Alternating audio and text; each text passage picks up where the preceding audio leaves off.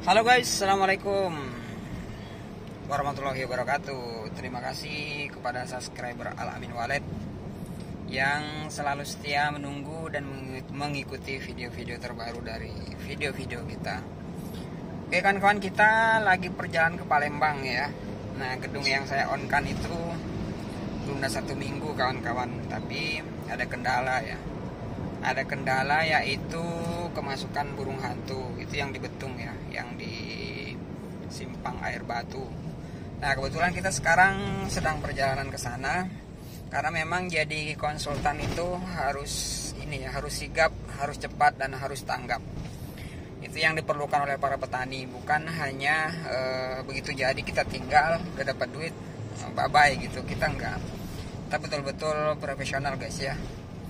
Dan ketika ada kendala kita harus balas chat itu satu. Kemudian juga jangan terlalu cuek. Nah, kalau misalkan kita cuek, kita nggak balasin chat, kiranya kita nanti kabur guys. Dikiranya kita nggak tanggung jawab, padahal mungkin kita sedang sibuk memperbaikin gedung lain. Kemudian mungkin kita sibuk sedang mengerjakan proyek lain, dan juga mungkin kita sedang perjalanan ya, bla bla bla kayak gitulah guys ya. Karena memang alhamdulillah kita memang untuk sekarang itu pekerjaan di 5 titik ya. Belum lagi yang rehab dan belum lagi yang mau disurvei. Alhamdulillah, terima kasih. Dan semuanya itu kawan-kawan memang kita dapatnya dari YouTube ya. Dari YouTube real, nggak ada misalkan dari saya pasang iklan di mana gitu, atau misalkan kita betul-betul maksa orang ayo bangun wallet, enggak. Tapi kita memang kesadaran, artinya kita memang harus survei, kita harus lihat lokasi kondisinya seperti apa.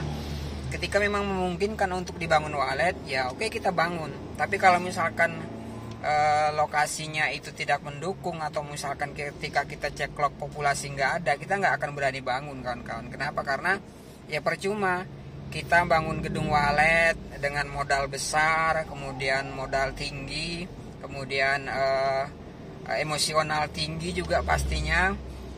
Kenapa? Karena kalau untuk bangun wallet itu ketika sudah jadi, pasti yang kita tunggu adalah hasil kawan-kawan, bukan lagi bukan lagi misalkan perbaikan. Nah, banyak juga yang kita temuin para petani itu memang terlalu mengandalkan pemborong misalkan. Nah, itu hati-hati. Kenapa? Karena banyak gedung wallet yang sudah kita rombak, yang sudah kita perbaiki, itu hasil dari hasil dari